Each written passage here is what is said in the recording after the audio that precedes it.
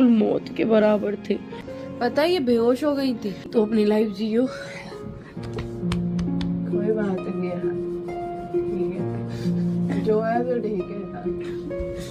पता मैं अभी तक इसकी वजह से रुकी थी, क्योंकि हम दोनों एक दूसरे के बिना नहीं रह सकते थे बिल्कुल। ना मैं इसके बिना रह सकती, ना ये मेरे बिना रह सकती। और पता है चीजें सर से ऊपर हो गई बहुत ज्यादा। तभी से रोने लग रहे। हम यहाँ से चले तो जाएंगे, पर पता है हम दोनों अलग हो जाएंगे बिल्कुल। हर hey guys, welcome back to my channel. आज हम बात करेंगे Snappy Girls and Lakhneet vlogs के बारे में, यानी कि सपना चौधरी और लखन और नीतू के बारे में। तो जहां पर कुछ लोगों का कहना था कि लखन और नीतू ने भड़काया है सपना को, तो उनको मैं बता दूं कि लखन ने अपने नए व्लॉग में इस चीज़ का जिक्र किया है। लखन ने बताया है कि जब वो उनके घर गए थे, उनके ससुराल गए थे, तब तक ऐसा कुछ भी नहीं था। सपना की बातों से उनको बिल्कुल भी ऐसा कुछ नहीं लगा कि सपना अंदर ही अंदर इतनी दुखी है और इतनी सैड है, जबकि उनको तो सपना और उनकी सास का बॉन्ड बहुत ही अच्छा लगा था। सपना ने बिल्कुल भी एहसास नहीं होने दिया लखन को कि वो अंदर से कितनी टूटी हुई है, वो कितना सहन कर रही है। उनकी और उनके सास के रिश्ते बिल्कुल भी अच्छे नहीं हैं। इसी के साथ लखन और नीतू ने ये क्लियर कर दिया कि इन सब एक्सपोज वाले मैटर में उनका कोई हाथ नहीं है, उन्होंने नहीं भड़काया है।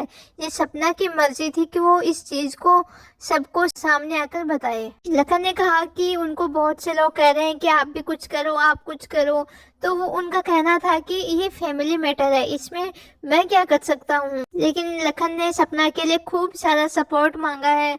उन्होंने कहा है कि उनको सपना को पैसे की नहीं, आपकी सपोर्ट की ज़रूरत है, क्योंकि लखन नीत व्लॉग्स की कुछ सब्सक्राइबर्स ने फंड रेज करने के लिए आवाज़ उठाई थी कि फंड रेज करके हम सपना की फाइनेंशियली मदद कर सकते हैं। सपना पैसों की बिल्कुल लालची नहीं है, वो खुद कमा लेगी, लेकिन आपको उनको सपोर्ट दिखाने की ज़रूरत है। इसी के साथ लखन और नीतू ने ये भी बताया कि जो सपना की जो ऑडियो रिकॉर्डिंग थी उसके बारे में, यानी कि जो इसमें सूरज उसकी मार पिटाई कर रहे थे, उसके बारे में सपना की माँ को भी नहीं पता था। सपना ने अपने पीहर में कुछ भी नहीं बताया था कि वो किस हालत में रह रही है, उसे ससुराल वाले कितना टॉर्चर करते थे।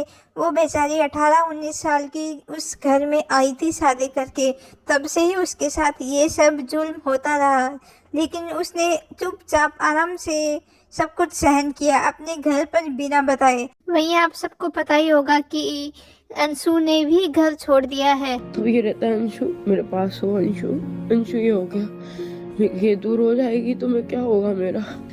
पता है ये बेहोश हो गई थी, ये लिटरली बेहोश हो गई थी। वो जो पुरानी हालत हुई थी आशुबे के टाइम पे, वो वाली चीज हो रही थी इनके साथ। मैंने कहा कि अरे यार ऐसे थोड़ी हो पाएगा। फिर से हमें पता चली है वो बिल्कुल मौत के बराबर थे। पूरा दिन हो गया, पूरा दिन हम ऐसे रो रो के दोनों को। सपना ने बताया कि उनको तो बिल्कुल भी आइडिया नहीं था कि अंशु इस घर से जाने वाली है, क्योंकि सपना की एक बहुत ही स्ट्रॉन्ग कड़ी थी अंशु। अंशु ने भी अपने वीडियो में बताया है कि सपना को अंशु के कारण बहुत कुछ सुनने को मिलता था। सपना ने भी यही कहा है कि वो आज तक उस घर में इसलिए रुकी हुई थी क्योंकि अंशु उस घर में थी, वो केवल अंशु के लिए रुकी हुई थी। इसलिए सपना के ससुराल वालों ने बिना कुछ बताए सबसे पहले अंशु को उस घर से निकाला, उसे अपने घर भेज दिया, क्योंकि अंशु ने शुरू में ही कहा था कि उसने अपनी भाभी को उससे आज़ाद कर दिया। वो मिलते ज़रूर रहेंगे, लेकिन उनके कारण, अंशु के कारण अब भाभी को कुछ नहीं सहना पड़ेगा। देखिए, किसी भी बच्चे के लिए आसान नहीं होता है कि वो सेशन चल रहा हो और बीच में अपनी पढ़ाई छोड़कर दूसरी स्कूल ज्वाइन करे। अंशु जब से 7-8 साल की थी तब से ही वो उस घर में रह रही थी, सपना के साथ रह रही थी। सपना ने अंशु को हमेशा अपनी बेटी की तरह रखा है, कोई उसमें भेदभाव नहीं किया अपनी बेटियों में और अंशु में। अंशु का भी अपनी भाभी के साथ प्योर अटैचमेंट है, इसलिए अंशु को भी बहुत तकलीफ हुई होगी जब वो इतने सालों से उस घर में रह रही हो, उस स्कूल में जा रही हो और बीच में ऐसे अचानक से सब कुछ छोड़ के जाना पड़े। ये दोनों के लिए बहुत मुश्किल है, लेकिन हमें इस मुश्किल समय में दोनों का साथ देना होगा, सपना और अंशु का।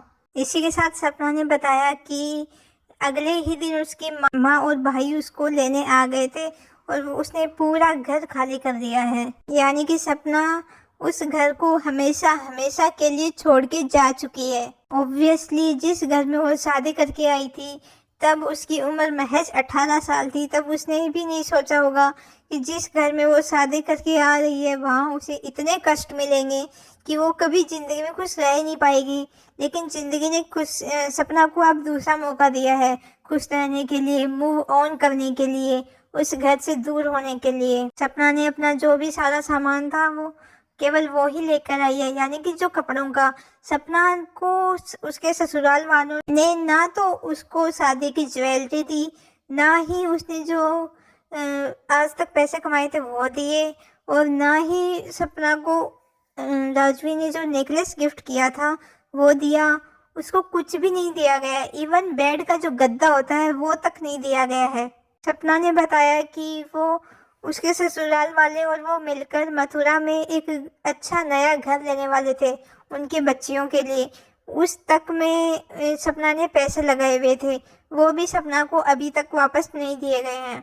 सपना को तो ये तक नहीं बताया गया था कि जिस घर में वो रह रही है वो घर वो बेचने वाले हैं। इसी के साथ सपना ने ये हिंट भी दिया कि वो जानती है वो ये सब पैसा किसके लिए बचा रहे हैं, क्यों बचा रहे हैं। यानी कि क्या सपना के इन ससुराल वालों को नया घर का वारिस मिल गया है, या फिर वो अपने रिश्तेदारों में इन चीज़ों को बांटने वाले हैं, या रिश्तेदार उनको भड़का रहे हैं। इसी चीज़ का हिंट लखन और नीतू ने भी दिया था कि आने वाले टाइम में आपको बहुत सी ऐसी चीज़ें पता चलेंगी। मतलब वो लखन को तो पता है लेकिन वो हमें नहीं बताना चाहता। लखन ने कहा है कि बस समय का इंतज़ार कीजिए और आपको पता चलेगा कि क्या क्या हुआ है उस घर में, क्या क्या हो रहा है, क्या क्या चल रहा है वहाँ पर। सपना अपने ससुराल का घर छोड़कर कहाँ रहेगी ये तो अभी तक कुछ भी क्लियर नहीं हुआ है। सपना मायके में रहेगी या अपना कोई दूसरा घर लेकर रहेगी ये अभी तक कुछ भी पता नहीं है। उसने कहा है कि उसके पास कुछ भी पैसे नहीं है, लेकिन वो धीरे धीरे सब कुछ बिल्ड कर लेगी। उसमें है इतनी हिम्मत, उसमें है इतना पोटेंशियल कि वो पैसे कमा लेगी। सपना को उनके ससुराल वालों से पैसों का कोई लालच नहीं है, लेकिन कैसा घोर कलयुग है। सपना तो चलो उनकी बहू थी, लेकिन जो उनकी पोतियां थी वो क्या सपना अपने परिवार मायके से लाई थी, उनके प्रति भी उनके ससुराल वालों का ये रवैया बहुत ही अजीब है। कम से कम उन बच्चियों पर तो तरस खा सकते थे कि ये कैसे रहेंगी, क्या रहेंगी, किस हालत में रहेंगी। उनके बेटों की बेटी है, वो क्या खाएंगी, कैसे स्कूलिंग होगी उसकी। उनको कम से कम अपनी पोतियों को तो रोकना चाहिए था, उनके लिए तो सपना को रोक लेते। दोस्तों मेरी आप सबसे भी रिक्वेस्ट है कि सपना की वीडियो पर जाकर भर भर के कमेंट करें, उनको पॉजिटिविटी दें, ओनली पॉजिटिव कमेंट्स, उनको हिम्मत दें ताकि वो अपना और अपनी बेटियों का लालन पालन कर सके। आपका क्या कहना है सपना के बारे में, मुझे अपनी राय कमेंट सेक्शन में ज़रूर बताएं। आज के लिए बस इतना ही, मिलते हैं नेक्स्ट वीडियो में, तब तक अपना ध्यान रखिए, बाय।